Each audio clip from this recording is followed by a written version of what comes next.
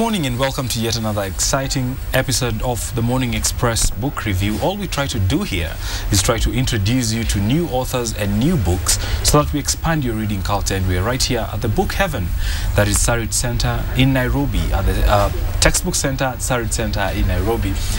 Sex education is a big debate, and people are wondering, should we have sex education in schools? Should we have it in church? Where should we have this? Well, today we're going to talk about a book that helps you, the parents especially, to bring these very important discussions to your living rooms. I'm talking about Sex Principles and Values, a parent's guide by Leo Kinuthia. And Leo Kinuthia is right here at the Textbook Center with me. Karibu sana. Thank you. Quite a topic. Quite a topic, Leo. I mean, sure. I mean, what's the first impression you get when people, and tell guys I've written a book? I think the big thing is a book on what? Yes. On what topic? And right. then it's a big word. Mm-hmm. It's not a word that we are there to discuss in public. Mm-hmm. So there's always that in, what's that book about? Mm-hmm. Yeah, so that's the first impression. Right. But most of the people that I talk to again, I've interacted with them. They know that I write, I teach, so they also get to know, okay, we want to see what is this you've put down. It's a book about sex, but not for any adult. It's targeted at parents, people with children. Sure. How did you get to that point where you want to address this particular topic in regard to parents and their children? My work, what I do is that I'm a pastor at International Christian Center, Mombasa Road. I have had an opportunity to work with the children and teenagers and the young people for a long time. And I've had an opportunity also to work with the parents. And I came to realize that there is so much that has to do with sexuality, that parents don't know how to address it, and children keep on asking many questions. It's a subject we shy from. And I decided, well, it's good we put a resource in parents' hands, and indeed any other person who works and deals with children who are concerned. So the book actually moves beyond just the issue of sex to sexuality, because God has created us as sexual beings. What does that response? I have seen a lot of statistics, and some of them as children as young as 11 engaging in sex. And I'm like, wow. Are we about to lose a generation?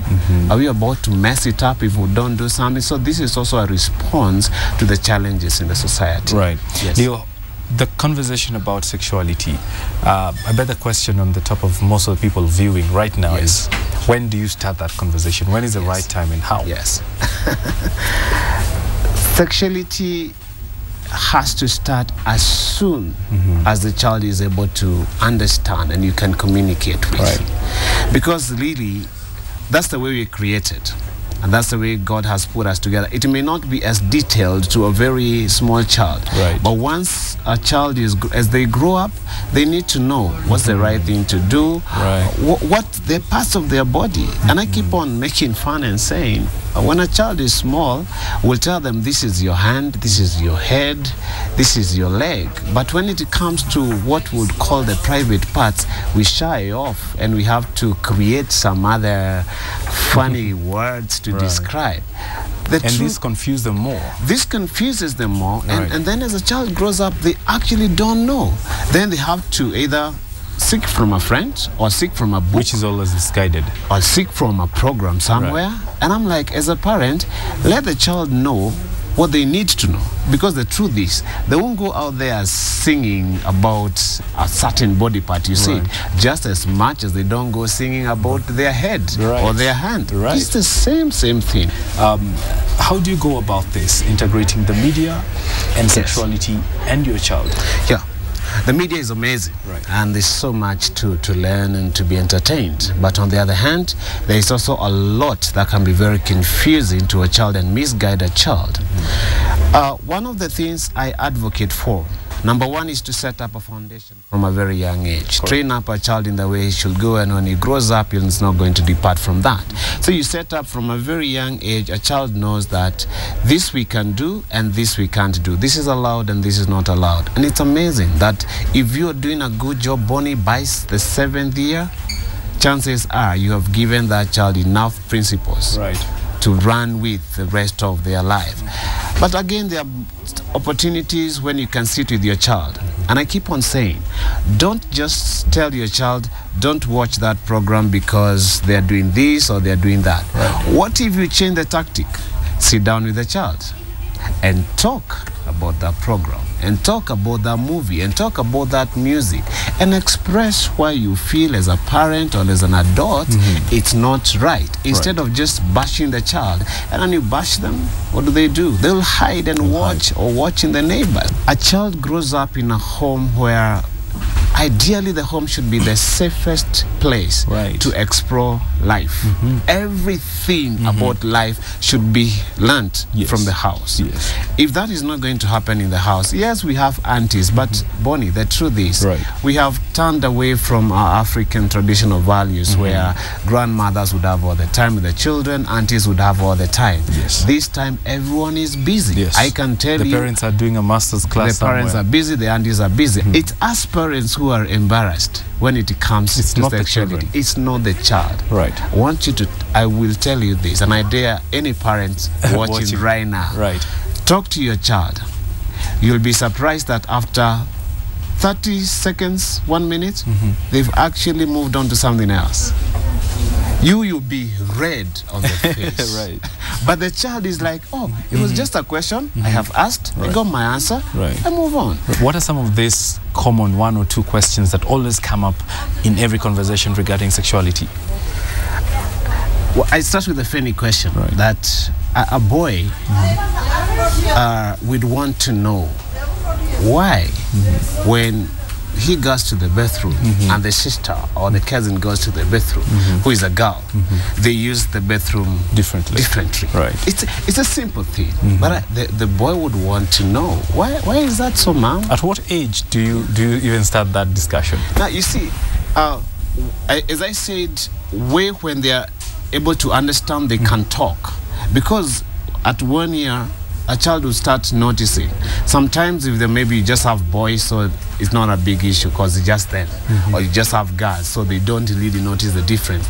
The moment they hit school, and at what age are we taking our schools, these kids to school? As early as 2.5, 2 years, 2.5, 3 years. So at 2.5 years, a child goes to a baby class and wants to know, how come my young friend does it like this and I have to do it like this? So you have to express why. You may have to, as I keep on saying, you have to let your child know, especially if you're married and you have a husband or a wife. Your child would want to know, okay, all these things you do, you hug, you kiss, you share the bed, and you don't want me to share the bed with my friend. What is all this? And you really have to trust God for wisdom. But I want, as I said, children don't want complicated answers. They just want to know simple answers. So there are those issues that they may want to understand about their body, how their body functions. Why are you telling me not to do that to that girl? What's the big deal about it? But again, also on the other hand, I have also addressed the whole issue about child defilement and abuses. How will a child know that something that was done to them was wrong if it has never been addressed? If their parent has never told them, if somebody ever touches this part and this part and this part, come and tell me, or scream or run. If a child has never been told that, they will not know. They may think it's just an innocent game, and then at the end of it all, they get defiled or they get messed up.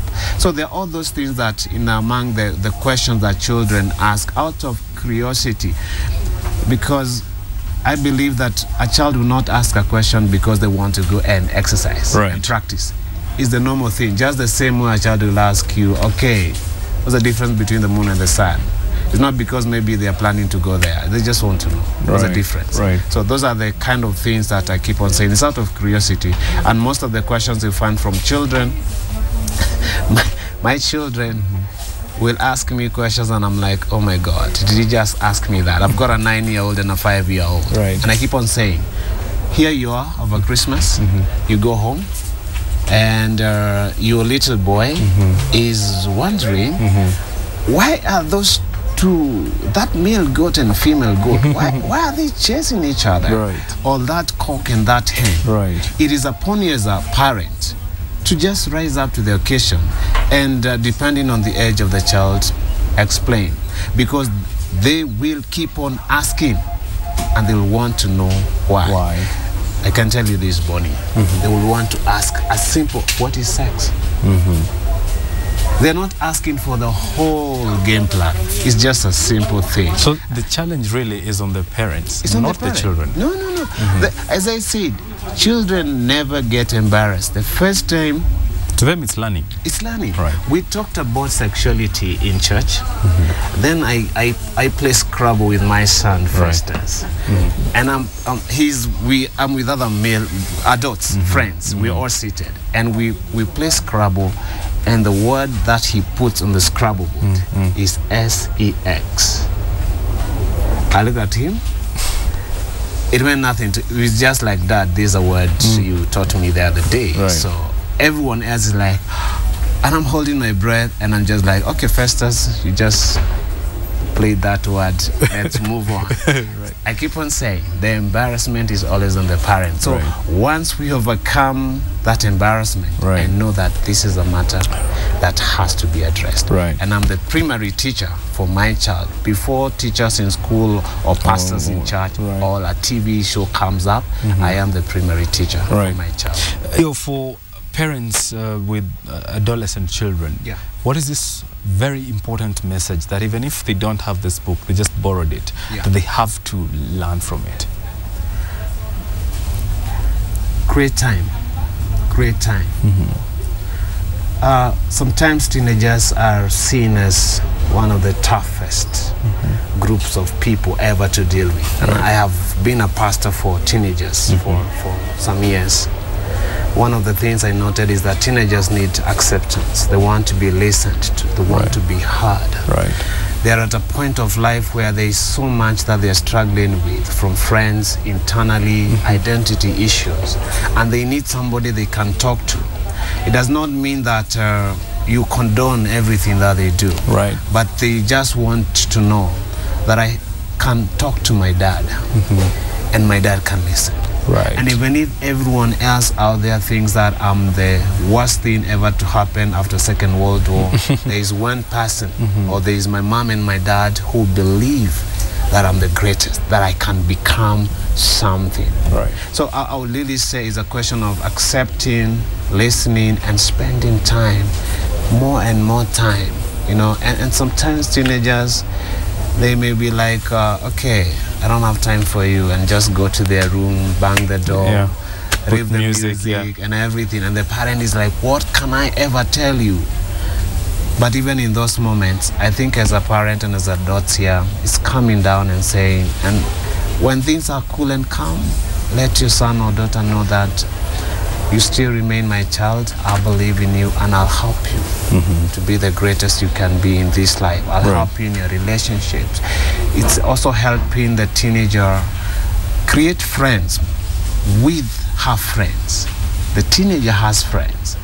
Most of us, if your daughter comes and tells you she has a boyfriend, you hit the roof. They're grounded. I never want to see you go talking to that person. I'm gonna take off your phone. I want you here every day at 5. I'll drop you to church and I'll pick you from church. And the girl is like, Dad, I have a life. Again, let's try it the other way. Encourage your girl and get to know, who is this lucky guy to get my beautiful daughter? I would like to meet with him. Tell him he's welcome for a meal. He's here. I can be of help. That way, you demystify. And the girl or the boy, give them some sense of responsibility. You give them sense of responsibility. They don't have to hide. They actually bring the friend to your door.